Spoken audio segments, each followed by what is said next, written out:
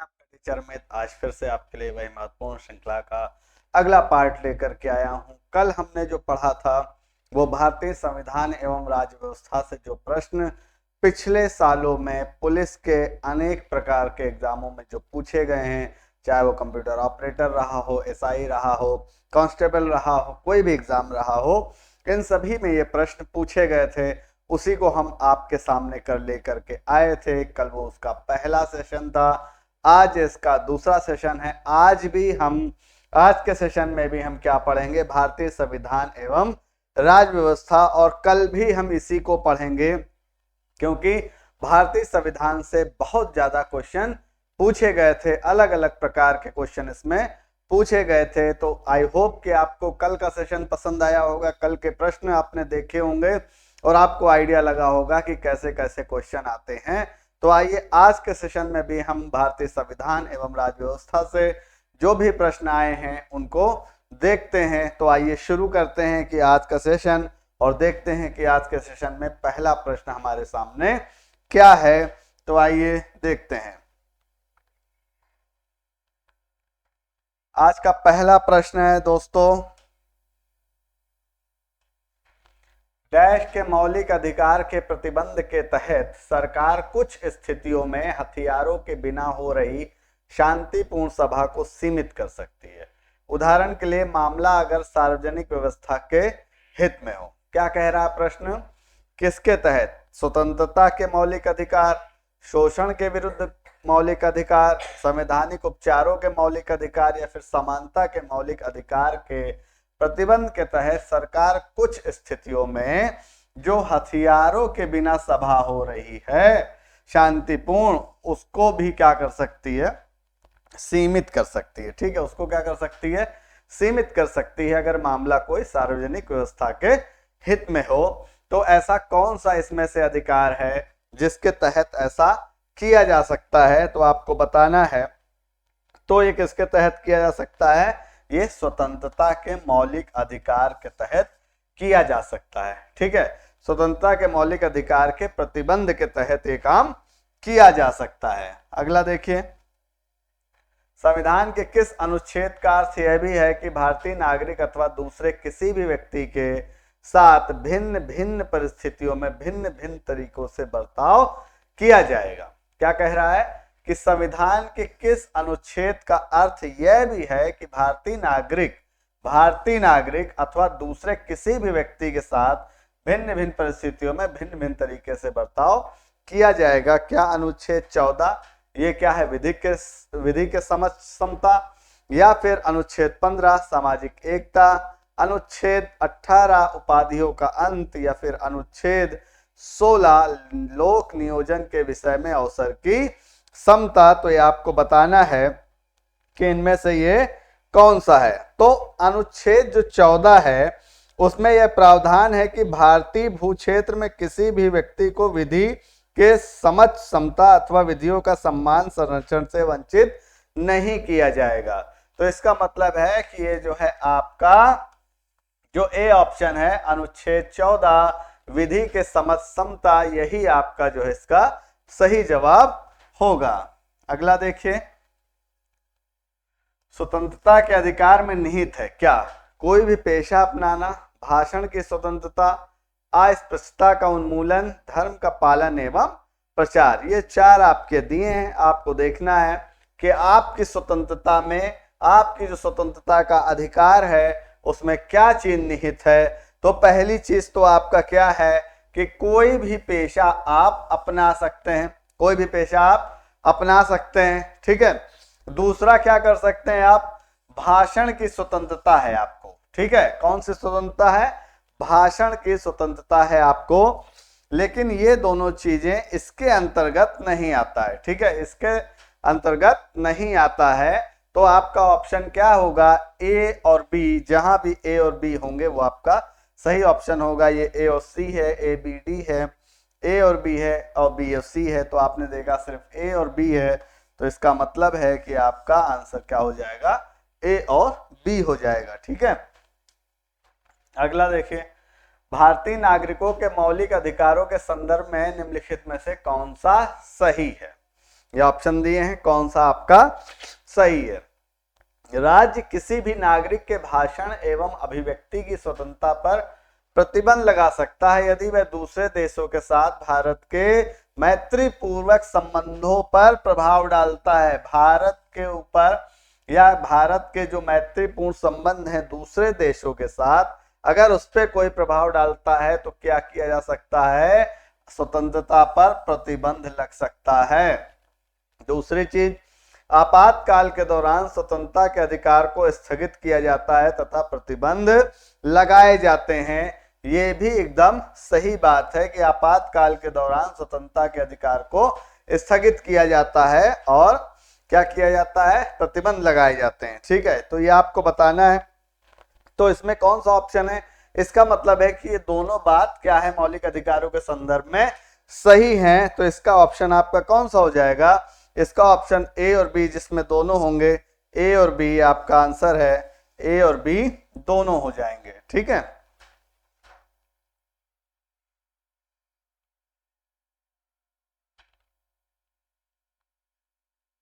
निम्न में से कौन सा नागरिकों के मौलिक अधिकारों के तहत भारत के संविधान में कहा गया है, ये आपको बताना है। भारत के संविधान में कहा गया है नागरिकों के मौलिक अधिकारों के तहत राज्य शैक्षिक संस्थानों को सहायता देने में किसी भी शिक्षण संस्थान के साथ इस आधार पर भेदभाव नहीं करेगा कि वह अल्पसंख्यक प्रबंधन के तहत है, चाहे वह धर्म पर आधारित हो या भाषा पर आधारित हो। ठीक है। दूसरा, यदि कोई व्यक्ति भारत की संप्रभुता, एकता और अखंडता को अक्षुण्ण बनाए रखने में तथा उसकी रक्षा करने में विफल रहता है तो उसकी स्वतंत्रता के अधिकार को प्रतिबंधित किया जा सकता है। तो ये नहीं है आपका। ठीक है, ये नहीं है आपका। आपका सिर्फ क्या है, आपका आंसर नंबर ए सही है। इसका मतलब जिसमें भी ए होगा सिर्फ वो सही होगा। तो ये है आपका डी नंबर ऑप्शन, केवल ए। ठीक।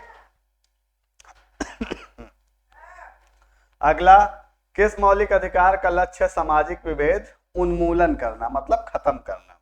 कौन से मौलिक अधिकार में ये होगा, समानता का अधिकार, धर्म की स्वतंत्रता का अधिकार, शोषण के विरुद्ध अधिकार या फिर स्वतंत्रता का अधिकार। सामाजिक जो विभेद है उसको खत्म करने के लिए सीधा सीधा एकदम साफ साफ है, हम जानते हैं कि कौन सा होगा, इसमें होगा आपका समानता का अधिकार। कौन सा होगा, समानता का अधिकार होगा।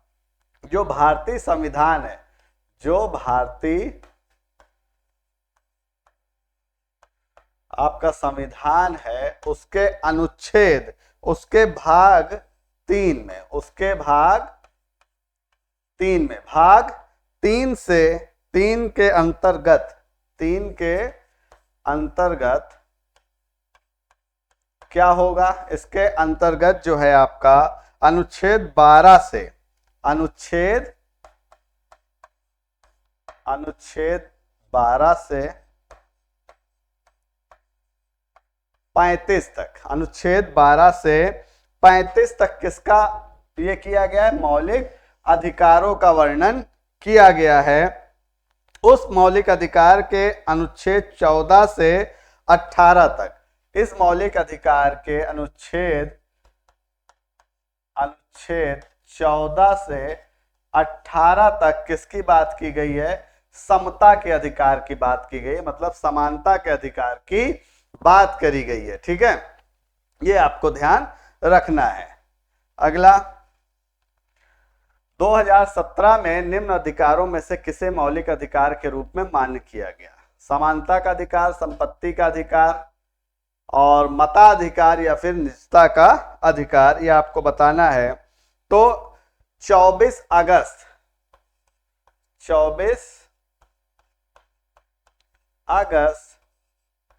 2017, कितना, 24 अगस्त 2017 में क्या हुआ था, इसको जो है शामिल किया गया था। किसको, निजता का अधिकार, किसको, निजता का अधिकार, इसको जो है शामिल किया गया था, इसको मान्यता मिली थी मौलिक अधिकार के रूप में। ठीक है, ध्यान रखिएगा, 24 अगस्त 2017 में मौलिक अधिकार का जो किसको मिला है, निजता का अधिकार को। उपाधियों का अंत संविधान के किसके अंतर्गत प्रतिस्थापित है? सांस्कृतिक एवं शैक्षिक अधिकार, समानता का अधिकार, स्वतंत्रता का अधिकार या फिर शोषण के विरुद्ध अधिकार। ये बताना है कि उपाधियों का अंत संविधान में किसके अंतर्गत प्रतिस्थापित है। तो ये आपको बताना है, ध्यान से देखिए, ये किसके तहत है? ये समानता के, किसके? समानता का जो अधिकार है उसके तहत है। ठीक है, ये समानता का जो अधिकार है वो कहां तक है? अनुच्छेद 14 से 18 तक। ठीक है,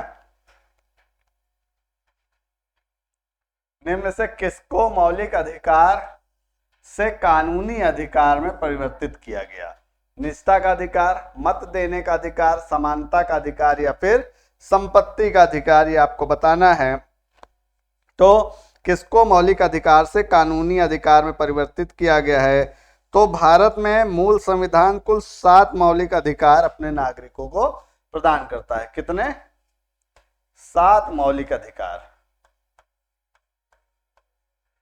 7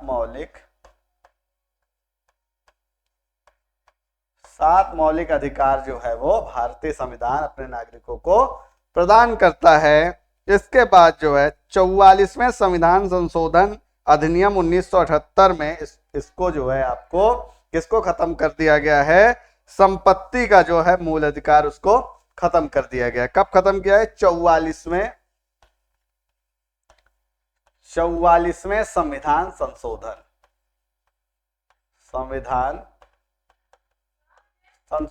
ठीक है, 44वें संविधान संशोधन अधिनियम 1978। ठीक है, 44वें संविधान संशोधन 1978 में इसको क्या कर दिया गया है? आपको कानूनी अधिकार में परिवर्तित कर दिया गया है। किस अधिकार को? संपत्ति का जो अधिकार है। ठीक है, संपत्ति का जो अधिकार है उसको कानूनी अधिकार घोषित कर दिया गया। कौन सा अनुच्छेद सशस्त्र बलों, अर्धसैनिक बलों, पुलिस बलों, खुफिया एजेंसियों आदि के सदस्यों के मौलिक अधिकारों को प्रतिबंधित करने या निरस्त करने के लिए संसद को अधिकार देता है? तो आपको बताना है अनुच्छेद 28, अनुच्छेद 30, अनुच्छेद 33 या फिर अनुच्छेद 32। अब आपको बताना है तो ये किसके तहत होता है? ये अनुच्छेद 33 के तहत होता है। ठीक है, आज के जो प्रश्न हैं ज्यादातर किसके हैं? मूल अधिकारों से संबंधित हैं। निम्नलिखित में से कौन सा या कौन से भारत में एक व्यक्ति अधिकारों के बारे में सही है? एक व्यक्ति के अधिकारों के बारे में इसमें से क्या सही है? यदि किसी व्यक्ति के मौलिक अधिकार का उल्लंघन होता है तो संविधान कहता है कि पीड़ित व्यक्ति उच्च न्यायालय या सर्वोच्च न्यायालय में जा सकता है। बिल्कुल सही बात है। यदि किसी व्यक्ति के कानूनी अधिकार का उल्लंघन होता है तो वह एक सामान्य न्यायालय में जा सकता है। ये भी बिल्कुल सही बात है। इसका मतलब है कि ये दोनों क्या है? सही हैं। तो आपका जहां भी पी और क्यू होगा वो आपका आंसर सही होगा। तो ए आंसर ये आपका सही है, बी, पी और क्यू दोनों। ठीक है, अगला, जीवन का संरक्षण और व्यक्तिगत आजादी मौलिक अधिकार के अंग है। जीवन का संरक्षण और व्यक्तिगत आजादी किसके, कौन से अधिकार के अंग हैं? समानता के, शोषण के खिलाफ, संवैधानिक उपायों के या फिर स्वतंत्रता के। तो ये जो दोनों चीजें हैं आपके संरक्षण और व्यक्तिगत आजादी, ये आपके स्वतंत्रता के मौलिक अधिकार के अंग हैं। ठीक है,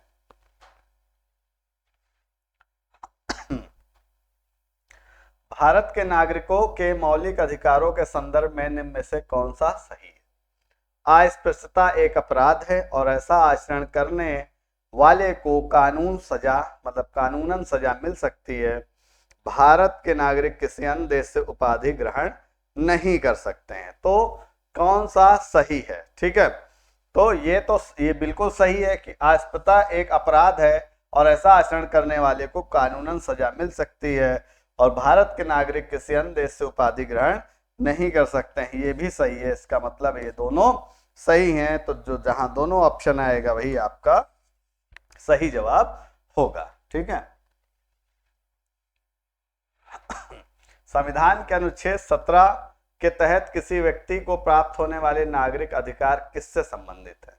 कुछ व्यक्तिगत अधिकार, अस्पृश्यता का उन्मूलन, कुछ धार्मिक अधिकार या सती का उन्मूलन। इसमें से आपको बताना है अनुच्छेद 17 के तहत क्या चीजें होती हैं। ठीक है, अनुच्छेद 17 के तहत क्या होता है, कौन सा अधिकार प्राप्त होता है। तो ये स्पष्टता उल्लिखित है संविधान के अनुच्छेद 17 में। तो ये किसके संबंधित है, किस अधिकार संबंधित है, ये अस्पृश्यता के उन्मूलन से संबंधित चीजें हैं। ठीक है, संविधान के कौन से अनुच्छेद के तहत मजिस्ट्रेट की अदालत में याचिका दायर करके कोई भी नागरिक किसी सार्वजनिक मुद्दे पर जनहित अथवा जन कल्याण के उद्देश्य से न्यायालय जा सकता है। अनुच्छेद 226, अनुच्छेद 133, अनुच्छेद 32 या फिर अनुच्छेद 64। तो मजिस्ट्रेट की अदालत में याचिका दायर करके कोई भी नागरिक किसी सार्वजनिक मुद्दे पर न्यायालय जा सकता है। यह आपके अनुच्छेद 32 के तहत है। ठीक है, किसके, अनुच्छेद 32 के तहत जा सकता है। भारत के संविधान के लेख के साथ निम्नलिखित अधिकारों में से कौन सा गलत तरीके से मेल खाता है। शोषण के विरुद्ध अधिकार अनुच्छेद 23 से 24, समानता का अधिकार अनुच्छेद 14 से 18, स्वतंत्रता का अधिकार अनुच्छेद 19 से 22 या धर्म की स्वतंत्रता का अधिकार अनुच्छेद 11 से 13। यह आपको बताना है कि इसमें से कौन सा गलत है, ये आपको ध्यान देना है। ठीक है, बताइए फटाफट कि कौन सा है, ये आप बता सकते हैं। ठीक है, तो ये बिल्कुल सही है, ये बिल्कुल सही है, ये भी बिल्कुल सही है। तो आपका जो मेल नहीं खाता है वो कौन सा है, धर्म की स्वतंत्रता का अधिकार अनुच्छेद 11 से 13, जबकि धर्म से स्वतंत्रता का जो अधिकार है वो बेटा क्या है, वो है अनुच्छेद 25 से 28। अनुच्छेद 25 से 28। तो यही आपका जो है ये गलत जवाब है, यही मेल नहीं खाता है। धर्म की स्वतंत्रता का जो अधिकार है वो 25 से 28 में है, अनुच्छेद 25 से 28 में।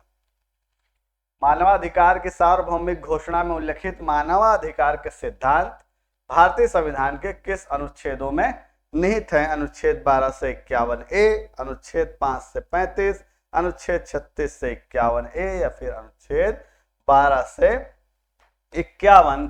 तो मानवाधिकार के सिद्धांत भारतीय संविधान में किस में उल्लिखित हैं, अनुच्छेद 12 से 51 में, अनुच्छेद 12 से 51 में। ठीक है, भारतीय संविधान की धारा 22 के अनुसार अधिकतम कितने समय के भीतर गिरफ्तार करके हिरासत में लिए गए किसी व्यक्ति को निकटतम मजिस्ट्रेट के समक्ष प्रस्तुत करना चाहिए। 48 घंटे, 120 घंटे, 72 घंटे या फिर 24 घंटे। तो भारतीय संविधान की धारा 22 के अनुसार किसी भी व्यक्ति को 24 घंटे के समक्ष मतलब 24 घंटे के अंदर उसको क्या करना चाहिए, मजिस्ट्रेट के सामने प्रस्तुत करना चाहिए। निम्नलिखित में से कौन सा या कौन से भारतीय को प्राप्त कानूनी अधिकारों के बारे में सही है। कानूनी अधिकार एक सामान्य कानून द्वारा सुरक्षित किए गए हैं। ठीक, उस कानून को बदलकर विधायिका द्वारा कानूनी अधिकारों को बदला जा सकता है या हटाया जा सकता है। तो कौन सा सही है, तो पहला भी सही है और दूसरा भी सही है। इसका मतलब है कि ये दोनों सही हैं। तो जहां P और Q दोनों होंगे वहीं आंसर होगा आपका। A वाला आंसर है आपका, P और Q दोनों है।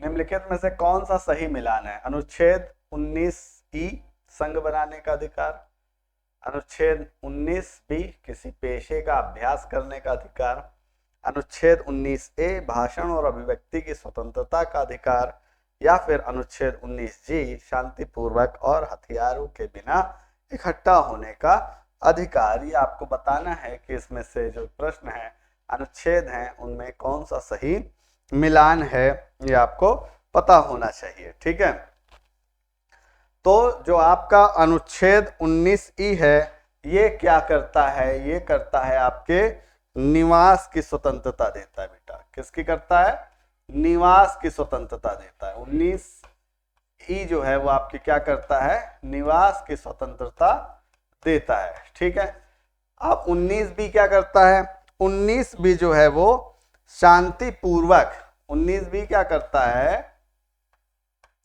शांतिपूर्वक आपका क्या करने का अधिकार देता है, सम्मेलन की, शांतिपूर्वक एवं बिना हथियारों के, ठीक है, बिना हथियारों के आप क्या कर सकते हैं, सम्मेलन कर सकते हैं, ठीक है, आप क्या कर सकते हैं, बिना हथियारों सम्मेलन कर सकते हैं। अनुच्छेद जो 19 ए है वो आपका क्या है, बिल्कुल सही है, भाषा और अभिव्यक्ति की का अधिकार। अब अनुच्छेद जो 19 जी है ये व्यापार या कारोबार की स्वतंत्रता आपको देता है, क्या देता है, ये आपको व्यापार अथवा कारोबार की स्वतंत्रता देता है, ठीक है, कारोबार की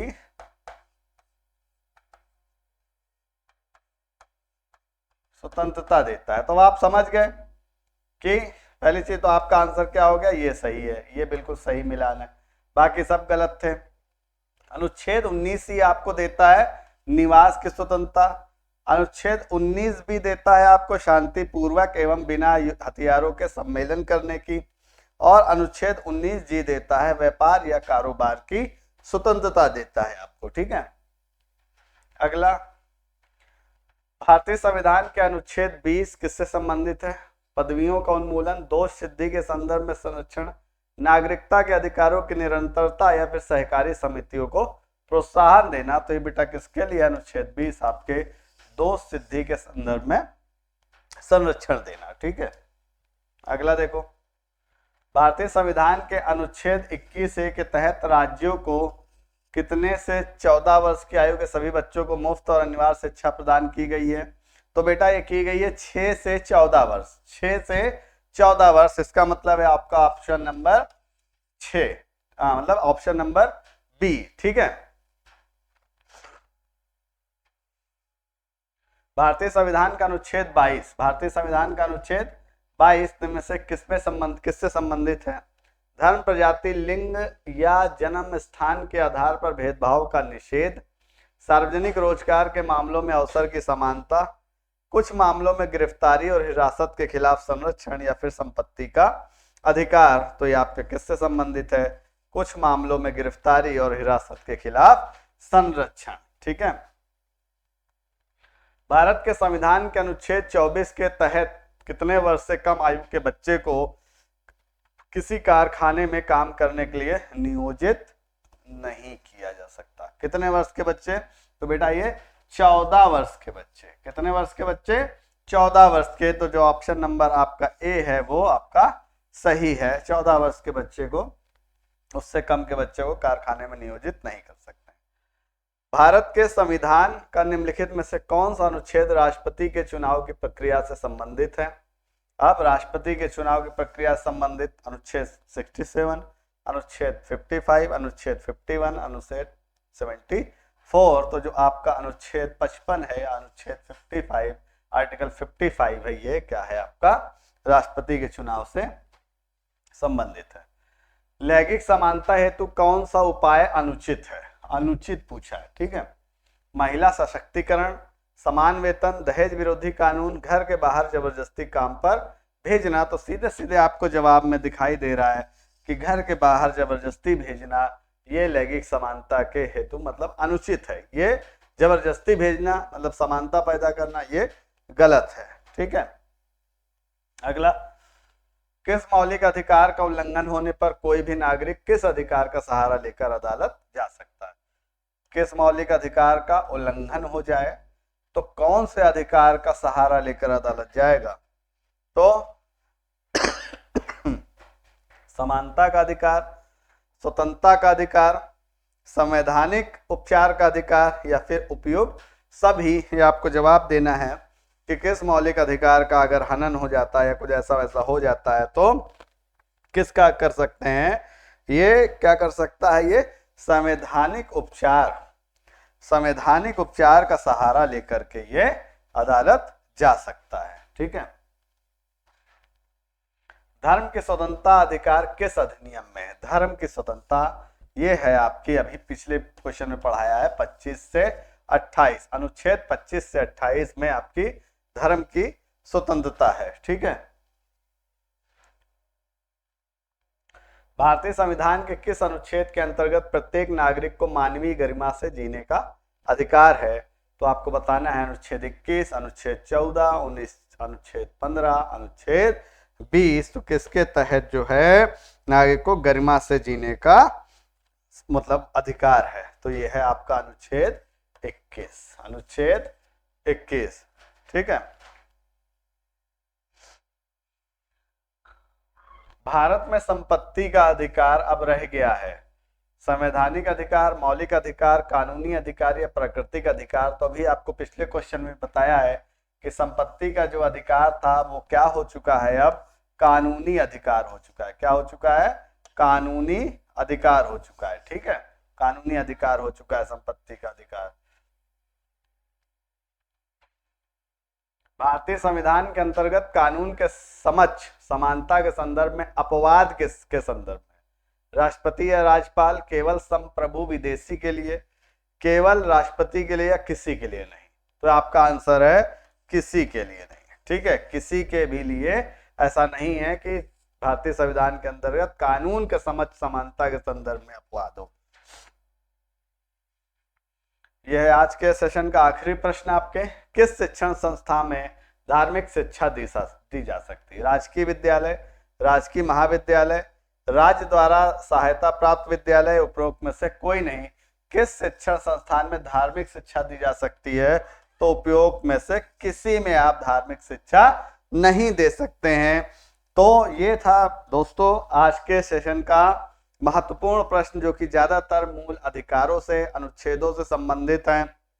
उम्मीद करता हूं कि ये आपको पसंद आए होंगे और इससे आपको कुछ ना कुछ सहारा जरूर मिलेगा। अगर मेरे प्रयास, मेरी टीम के द्वारा जो प्रयास किए जा रहे हैं, जो भी टीम हमारे आपके साथ लगी हुई है, उनके प्रयास आपको पसंद आते हैं तो ज्यादा से ज्यादा हमारे चैनल को सब्सक्राइब कीजिए, लाइक कीजिए, शेयर कीजिए और अपने कमेंट्स जरूर दीजिए। जो भी पॉजिटिव फीडबैक हो आपको वो हमें जरूर दीजिए, उससे हम मोटिवेट होते हैं और हम मोटिवेट होंगे तो आपके लिए भी अलग अलग तरीके से और अच्छे तरीके से और विस्तृत तरीके से इन चीज़ों को लेकर के आपके सामने उपस्थित होंगे।